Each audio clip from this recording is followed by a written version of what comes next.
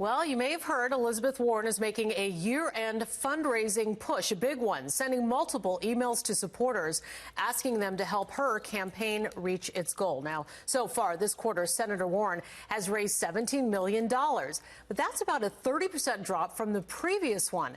And it also coincides with a drop in the polls.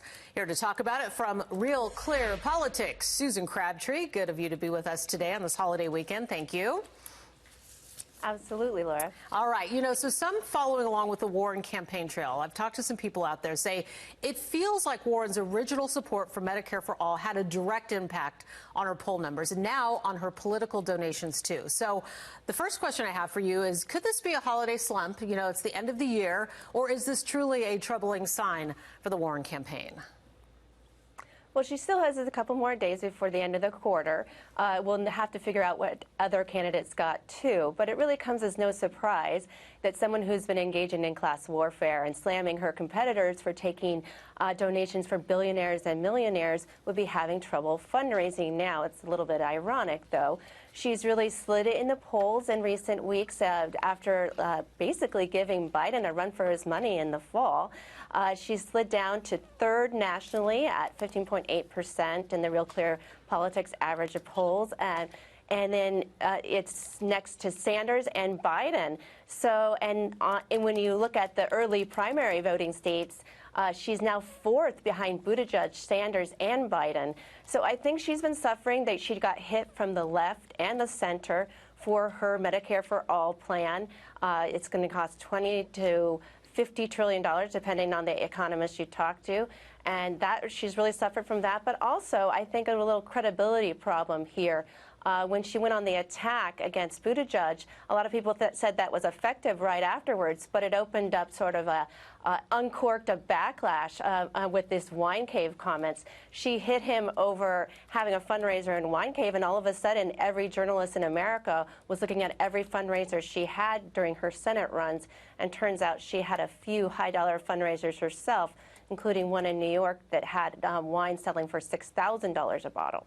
And I heard, too, also that there were some souvenir bottles, too, and somebody has pulled those out of the archives as well. Some political observers have said that the donation slump also could have been caused by a faltering momentum over the last few months. She was essentially, as you mentioned, running neck and neck with the former Vice President Joe Biden during the fall. Her level of support has seemed to take a hit with her recent shift in language on the trail as well. She's been using the word choice more, saying it's the public's choice if we transition to Medicare for All. So it's the momentum, it's the money, and it's the language. What do you read into that?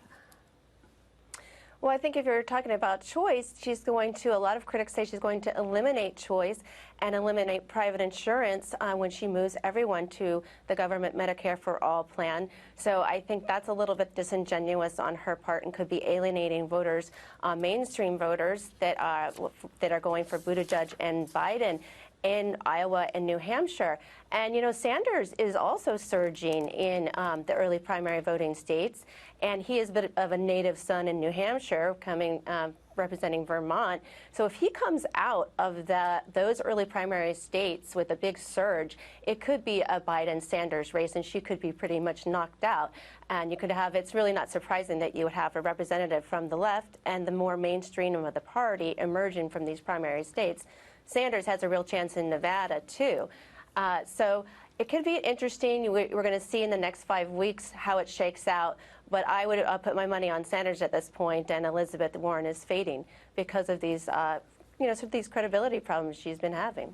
And back to looking at how the money is coming in, whether it's from, big donors or not, it's always a hot topic in politics when it comes to driving donations. Warren asked her supporters on Friday to chip in anything, asking for $2 or, quote, whatever you can. Then today, and we just got this in a few hours ago, she sent out another email with the subject line, a good chunk behind, in reference to her numbers being down, adding in her email to her supporters, if we don't pick up the pace right now, we won't be in the strongest possible position heading into 2020. An obvious point that she's making, but when you hear that language going to her supporters, will we see some kind of a push? And here we have some numbers up on the screen for the Warren campaign fundraising, looking at the quarters to date. This fourth quarter of $17 million, you look back at the third quarter of 24.6. politics. Will she see the numbers that she needs?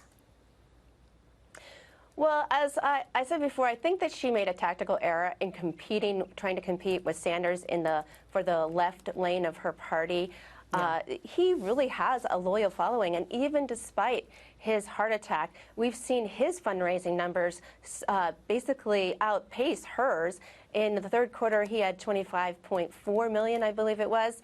And so he is really, in the last few weeks, like I said, surging in those early primary voting states. And that is attracting whoever has the momentum. Usually tracks a lot of the donations, especially when you're talking about more of the grassroots individual donors rather than these big millionaires and billionaires that give to the other candidates in the party. Now, you guys have been tracking the numbers for a very long time, obviously. So when you take a look at the big picture, which Democratic hopeful do you see rising to the top here? Polls, donations, who's going to pull it out? What do you think you're seeing in the tea leaves here? If you look at Iowa and New Hampshire, it's a Biden-Sanders race. Even though Buttigieg is in the lead there, I don't think he can pull it off when it comes to South Carolina. You have Biden in double-digit leads in South Carolina. When you get to the other primary states, the national polling averages are going to start setting in, and Biden is still in the lead. He's around 28.8% there, and Elizabeth Warren is fading. Sanders is coming in around 19%. Elizabeth Warren has 15.4%. Buttigieg is behind that. So I think you're really seeing this come down to a Biden-Sanders primary contest with representing both lanes of the Democratic Party. Biden has had a bit of a free lane for himself. He's going to get some competition from Bloomberg and Buttigieg a little bit, but I think those are only on the margins for now.